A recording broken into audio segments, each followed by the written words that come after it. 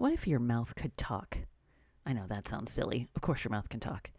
But is it really telling you what you need to know? Today, we have a very special guest, Dr. Kami Haas, who is a board certified dentist, here to speak to us about some things you probably don't know about your mouth, your face, your body, your child's body, all those kinds of things, and especially about the immunity that we pass on to our children even before they're born. So join us today and listen to this amazing podcast with Dr. Haas. He is on the board of counselors for the UCLA School of Dentistry and a co-founder of the Super Dentist, which is one of the largest dental groups in Southern California. He is also the author of a book called If Your Mouth Could Talk, an in-depth guide to oral health and its impact on your entire life. And he'll tell us more about what is in that book today. So join us now and enjoy the show. Hi, this is Mary Jo Tinlin from Teaching Your Toddler, and today we are welcoming Dr. Kami Haas. Thank you so much for joining us on the show today. Why don't you take a few minutes and introduce yourself and tell us about you and about your book and all of the things that we should know about you. Well, wonderful. Thanks so much for having me. My name is Dr. Kami Haas. I'm an orthodontist and dentofacial orthopedist, a mouthful. And my wife is a pediatric dentist. And over 25 years ago, we founded a practice called the Super Dentist. As you can imagine, it's a really amazing, fun pediatric dental practice with orthodontics. 25 years later, we have more than 25 doctors in our practice, mostly pediatric dentists, some orthodontists, some general dentists, some other specialists and hygienists. And so it's become one of the largest group dental practices in Southern California. And over the years, I've always heard the same questions from parents, Dr. Haas, is fluoride safe? Isn't this just baby teeth? Isn't my child too young, or aren't I too old? And so over the years, I kind of felt like there are a lot of things that I just don't have the time as a doctor in the practice to sit down with a person, usually it's a parent and usually a mom, and to answer these questions. So I decided to write a book, If Your Mouth Could Talk.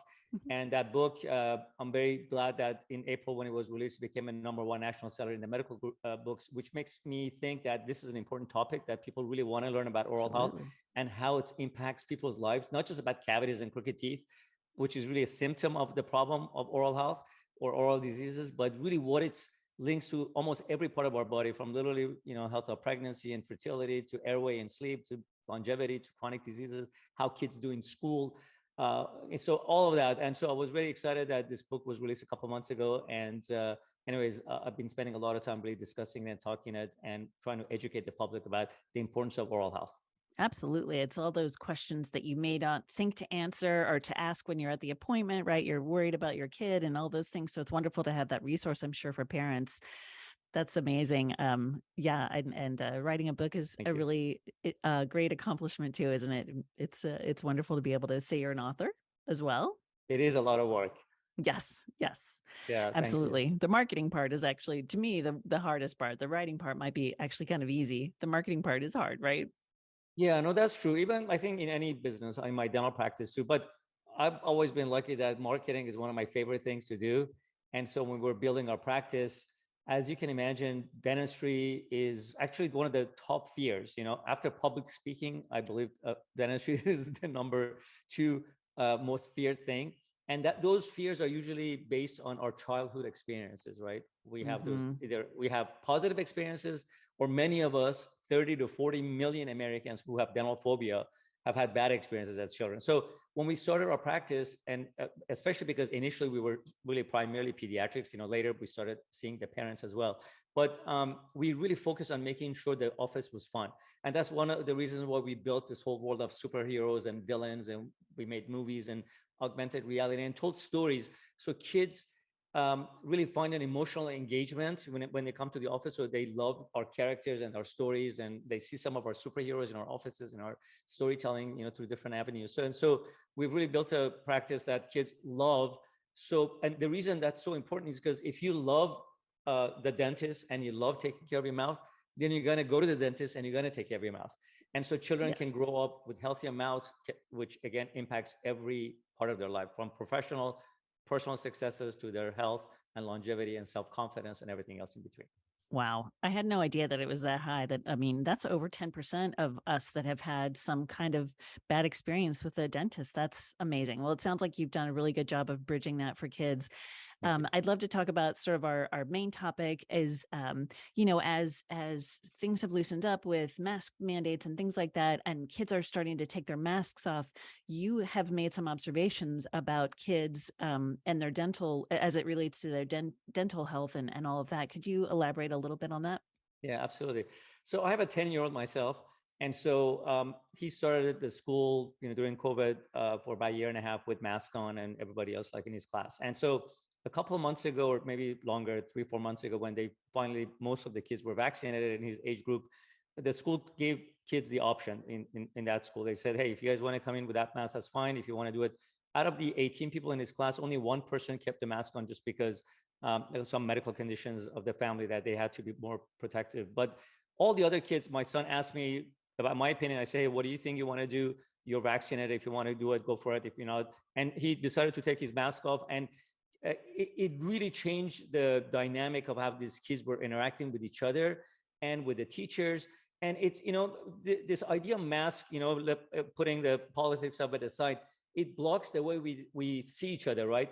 Your smile is first when you meet somebody, you see their eyes and their mouth. They've actually had studies that they followed people's eye pattern to see what you remember about a person. So when I meet you for the first time, I'm looking at your eyes and your mouth, like a little triangular area.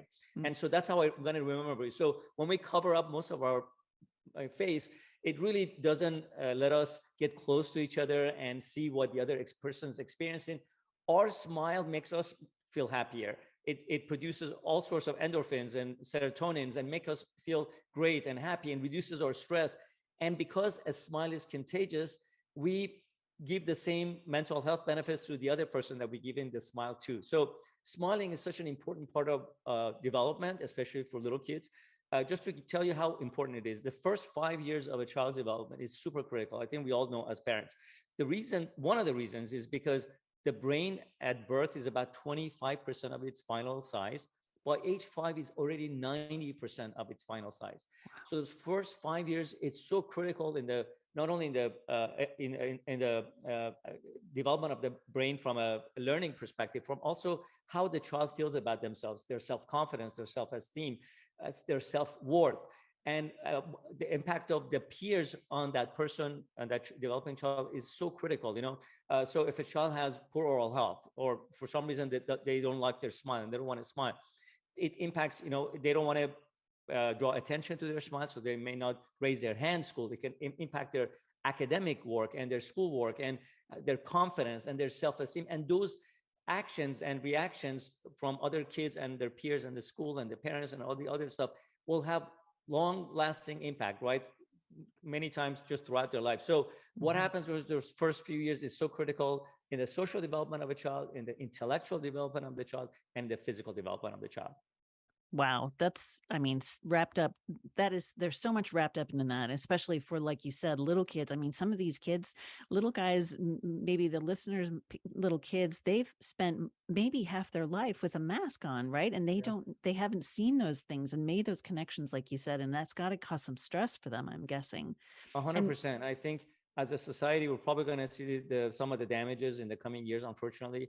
So, so because we understand this, so maybe this is a good discussion. In fact, hey, we know that if you cover your smile is probably not a good thing for that child, from a psychological perspective, from the mental health perspective. So think about it. If your child doesn't have good oral health, they're not happy with their teeth. They have crooked teeth, they're yellow, they've lost their teeth, they have an overbite, they have an underbite. It's not only what the kids think of themselves, but depending on how the teeth look, other kids have a different behavior. For example, when you have an underbite, other kids treat you like you're a mean person. When you have an overbite, kids and parents think you're not as intelligent. It has nothing to do with this, of course, but that's the perception of other kids. And then when you're treated that way for many months and many years, over and over, you start believing those things. So it's such from a psychological perspective alone, it's such an important thing that we really make sure that our children are really happy with their smile, but also from many other reasons.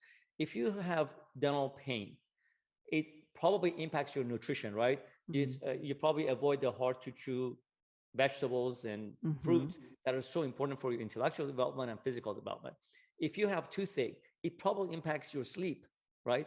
If I had a toothache, I couldn't sleep. Mm-mm. And when you don't sleep enough, especially as a child, it impacts every part of your, mental health. Your behavior, your attention in school, how you talk. Some kids become more aggressive. Some Mm-hmm. kids get a little bit, more tired, and they just can't pay attention. And if you had a pain, as an adult, I would ask any parent, if you had a toothache, would you be able to sit in class and listen to your teacher? I wouldn't Mm-mm. either, right? So there was a study done at USC in Los Angeles a few years ago that showed that kids with dental problems are 3 times more likely to miss school Mm. and 4 times more likely to get below average grade. And because all the things that we discussed is the reason behind it. Because when that study first came out, it was a shock to many parents. Like, I don't understand, what is my child's dental health has to do with the grades they get at school. Mm-hmm. Well, we've discussed all these areas that a child's oral health can impact their behavior, their sleep, their nutrition, their confidence. All of those things, which impacts every part of their life, including their education. Absolutely. So as parents, what do we need to do? How do we, besides, our sort of our regular checkups that we have, how can we kind of decode or decipher if our child has some of those issues that you just listed? What a great question. Your children's oral health starts in the womb, right? When they're born, when they're formed. So a healthy pregnancy goes a long way to make sure it starts really from a mother's healthy Hmm. pregnancy. So we always encourage pregnant mothers to make sure they go to the dentist just as much as they used to go. Make sure that your teeth are healthy, your gums are healthy, your airway, which is an extension of your mouth. Mm. Let me just kind of quickly touch upon that, and I'll get back to this. So your mouth, for your audience, I just want them to think about this, that your mouth is more than just these teeth that are in your mouth. Your maxilla covers all the bottom areas of your eye. It's half of your cheekbones. Mm-hmm. It's your nasal bones, or the maxilla, your upper jaw, and the lower jaw is obviously the lower third. So your upper jaw and the lower jaw is pretty much the whole face, except your eyes and your forehead. So it really, the oral development or the mouth development impacts airway, Mm-hmm. right? And airway can impact every cell, especially in children, when airway and oxygen intake is so critical for their physical development, intellectual development, and their sleep as well. So Mm. because if they can't breathe really well, they can lead to snoring and worse sleep apnea, which could be devastating for anybody, especially children. But going back to as parents, what we can do. Healthy pregnancy is the first thing. We want to make sure the mother's health is critical. Obviously, they need to make sure their gums are healthy during pregnancy, which means they need to take care of their oral health at home themselves. Because it can not only impact their own health during pregnancy, but the health of the baby, the timing of birth. Poor oral health can potentially increase the risk of preterm birth or low birth weight. So it can cause potential problems with the child. Then as the baby is born, the oral microbiome of all the caregivers, that includes mom, dad, brother, sister, nanny, grandparents, Mm-hmm. even the house pet. The oral microbiome of all of these caregivers can get passed on to the baby, because when the baby is born, there's no microbes. The baby gets their first dose of microbes, oral microbiome, and the other part of the gut microbiome when they're traveling through the birth canal. Wow. Then through breastfeeding and the touching and the kissing and all the things that happens through the first couple of years, that microbiome first starting with the mouth, because the mouth is the gateway to the body, and then as the baby swallows, the gut microbiome, which is really so critical, and it impacts your immune system and your digestion, also a host of things, and we're learning more and more about that as we do more and more research. So this oral microbiome starts developing. So some of the things that moms can do or parents can do is, ideally, if you can, and I understand this is a complicated decision, there are many factors why some women can't breastfeed, but breastfeeding, it's a really good start for a baby's oral health, because it not only provides the right nutrition for the developing mouth, but it also provides the right oral microbes, and also the right prebiotics, which is the right food for the right microbes in the mouth. So you get a good balance, healthy sets of microbes in your mouth. Mm-hmm. And then also the breastfeeding itself, it helps the muscles of the face, the usage of correct usage of them. It teaches the baby to breathe through the nose, and nasal breathing helps with the correct and healthy development of the nose and the mouth. And then as the baby gets older, we want to make sure that they use the right oral care products. So as the baby teeth starts coming in, my really important message to all parents is that please take baby teeth very seriously. Hmm. Baby teeth just like babies are precious. There's a reason why we have two sets of teeth. Baby teeth are not just a set of teeth that we can just give it no importance because they're going to lose it anyways. This is probably one of the biggest lessons I always try to teach the parents in my practice. Like, baby teeth are so critical for the oral development of the child, for the physical development of the child, for the airway development of the child. And so it's really important that we take good attention to it. So yes, you should take your child to the pediatric dentist as soon as the baby teeth start erupting, which is usually about 6 months of age, which is sooner than most parents do. In fact, only 16% of parents take their kids to a pediatric dentist by age 1. It should be 100%. Wow. Because pediatricians have little to no education on oral health. And that's what usually the group that parents rely on to get their dental education, right? And the oral care products that you use at home are critical.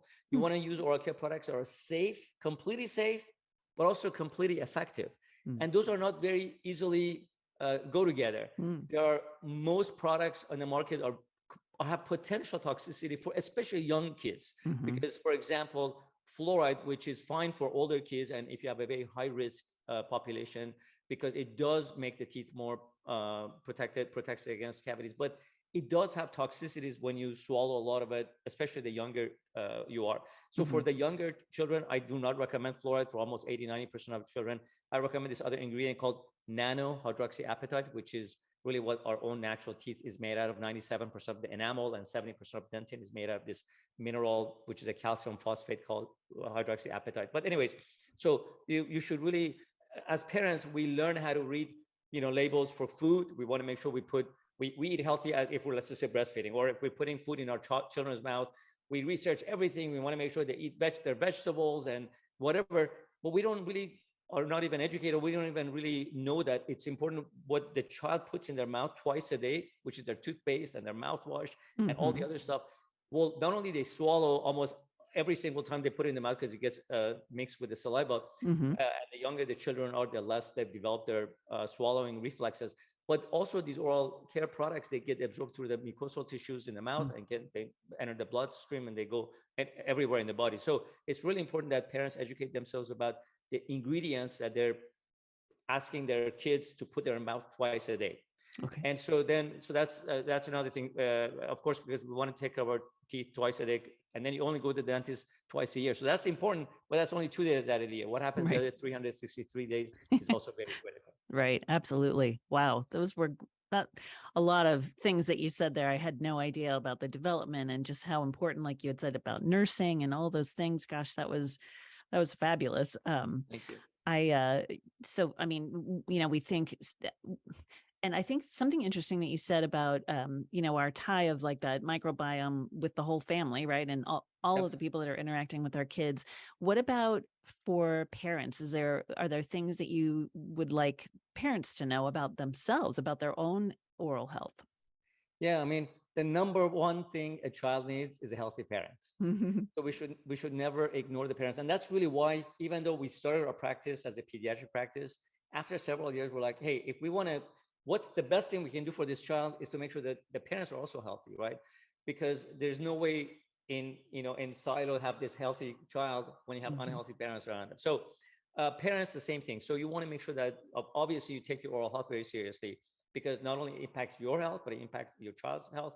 If you're going to have baby, epigenetically, a lot of the things that happen in your body can be passed on to your child and their child, for a couple of generations. So, So if you don't have enough incentive to take care of yourself, remember what you do and how you take care of your body and your health will impact your children for many generations potentially. So let's getting back to the health of the parents. So you want to make sure that from 3 areas, your teeth, your gums, and your airway, that's really the 3 areas of the mouth that you want to make sure your mouth is healthy. Your teeth, also, I want everybody to remember that your teeth are not these dead objects in the mouth that you just need to polish them twice a day with the toothbrush and polish it even better by the dentist twice a year. Teeth have living structures inside. They're very much alive on the inside. So like every organ in the body, they need nutrients. So your teeth need some basic nutrients like calcium. They also need vitamin D and vitamin K2 and vitamin A.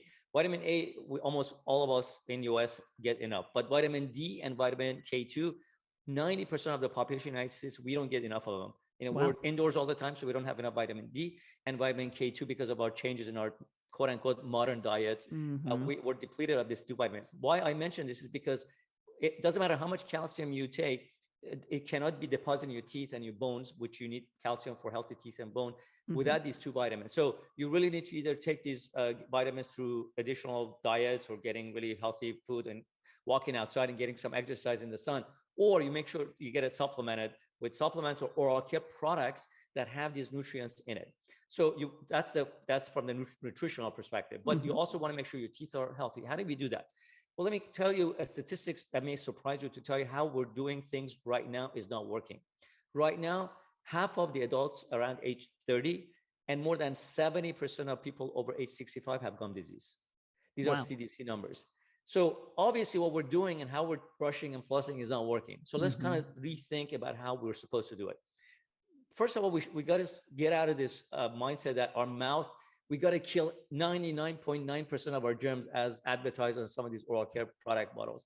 Again, if I came to you and I said, hey, Mary Jo, if I found a cure for or prevention for all diseases, take 2 antibiotics every day that kills 99% of your germs just preventively, and you should never get sick. You would probably say, well, this podcast is over. Let's talk offline, because you would never do that, right? Because we all know we take a few days of antibiotics, we get stomach aches. Now, antibiotics are critical if you have a serious infection, Mm-hmm. absolutely, if you need it. But to take it twice a day preventively, it's just nuts, right? Now, when we do that for our mouth, we don't even think about it. We take this mouth antiseptic mouthwash that proudly says kills 99.9% of germs on it. We take toothpaste on top of it that kills it's antibiotic. Or Mm-hmm. if we're in the quote unquote natural camp, and let's just say we're not in the conventional, we've heard fluoride is bad. So we're like, okay, we're going to get, we don't know what's in it, but as long as it says natural on it, must be good. But many natural products, if not most of them, have now replaced all these things that we know are bad and toxic, like chemical antibiotics, Mm-hmm. with antibacterial herbal versions. For example, these essential oils like peppermint oil and tea tree oil and Mm-hmm. eucalyptus oil, which may have some benefits in other areas, but they absolutely never belong in your mouth because they also very potent antibiotics. So we want to kind of follow the way nature intended, which is give your mouth prebiotics. Prebiotics keeps the balance of the healthy microbes, but reduces the bad microbes in your mouth. This is the same thing you would do to stay healthy, right? You take Mm-hmm. probiotics or prebiotics. Now, probiotics are not really effective for the mouth as much as prebiotics. So that's another group. And then, of course, you want to make sure that your teeth are supported from the outside and the inside. Either if you're older and have a high risk person, you can consider using fluoride. But if you have a young child, like a toddler, Mm-hmm. and they don't have, they don't have access to too many sweets, then this nano-hydroxyapatite is an unbelievably safe ingredient. Now, FDA only has approved fluoride in the United States as an anti-cavity agent. I will be very clear. But Okay. in many countries around the world, Japan, hydroxyapatite has been used for 30 years as their gold standard. In Canada, it was approved in 2015 for anti-cavity. So we're hoping that FDA is going to catch up with all these other countries and actually recognize an ingredient that's been around for decades and it's been incredibly safe and effective. And it has a lot of other benefits for adults, like you mentioned. It actually naturally whitens your teeth. It reduces the sensitivity, because if you bleach your teeth, it actually makes your teeth sensitive. This ingredient, it naturally whitens, it reduces sensitivity, it reduces plaque. It's like an incredible ingredient that I really love, and I would advise everybody to include it in their oral care products. Oh, wow. We'll find the link for that and make sure that that's in the show notes, because I'm guessing a lot of people, this is news to them. That's Yep. fantastic. Well, we're almost out of time, but I wanted to ask you, just from your book, I know you have a lot of gems in there. What is one or two sort of little known things that people should know that you have in your book? Perfect. So, by the way, everything I spoke today, I have it in my book. And then, of course, a full list, like on oral care products, I have 20 pages dedicated on exactly what ingredients you should be looking for in toothpaste and mouthwash and mouth spray, and what is the toothbrush and floss, because all of these, this is a question I get asked all the time. Dr. House, for example, is mouthwash good or bad? And my answer to that is like, is food good or bad? When we have good food and we have bad food, it's the same thing with everything. So by the way, everything we spoke in detail, I go through it in my book. But really, the biggest message to your audience, I always say, is that I want everybody to think about their mouth in a much, much bigger way than just teeth. Again, your mouth it's almost all of your face, and it's also the opening to your body. If you had a big infection somewhere on your leg and your arm, you wouldn't just let it go, because you could see how that could lead to organ failures and potentially death and serious problems. But we don't think of our mouth, but our mouth is the only opening. Almost everything that enters our mouth through, including air and toxins and bacteria and viruses, go through our mouth. So your mouth has to stay healthy for that reason. The second thing I wanted to make sure that everybody realizes and think about it is your mouth is more than just cavities and crooked teeth. Your mouth's health or disease can impact everything, literally from conception, because it impacts fertility and health of pregnancy, then airway and development, then how the kids do in school and psychological health and mental health. And as the kids get older, become adults, the kind of person they meet and the date, it impacts their dating life, and it impacts how much money they make, how nice your smile is. Then as they get older, it impacts almost every chronic disease or many chronic diseases, and we are learning more and more. And because of all these things, it impacts longevity of a person. So it impacts the quality and the quantity of every person's life and your children's life. So I just want to make sure that people really take their oral health a lot more seriously. But also remember that it's really easy to take care of your mouth. You just got to go up to the dentist a couple of times a year, a good dentist, find someone that you respect and you feel like they really know about the mouth more than they're not just mechanics filling the teeth. So find the right dentist, find the right oral care products, and you should have a very, very healthy mouth. And by extension, a healthy mental health and a healthy body. Awesome. What a great way to wrap up. Well, Dr. Haas, please tell everybody how we can find you. Great. So my book is available everywhere, on Amazon and Barnes & Noble, your favorite bookstore, or you can go to our website, themouthbook.com. And we also have a new oral care product company getting released out later this summer. It's called Supermouth. So that website is supermouth.com. Oh, perfect. Well, we'll make sure that those links are also in the show notes so that people can find you. And thanks so much for joining us today. It's been a pleasure to speak to you. Pleasure's mine. Thank you very much. Thank you. This has been the Teaching Your Toddler podcast with Mary Jo Tinlin. Thank you so much for joining us today. I hope you'll find us on our website at teachingyourtoddler.com, as well as on Facebook at Teaching Your Toddler, on Instagram, and on Twitter at Teaching Toddler. So join us again, and I hope you have a wonderful week. Thank you so much.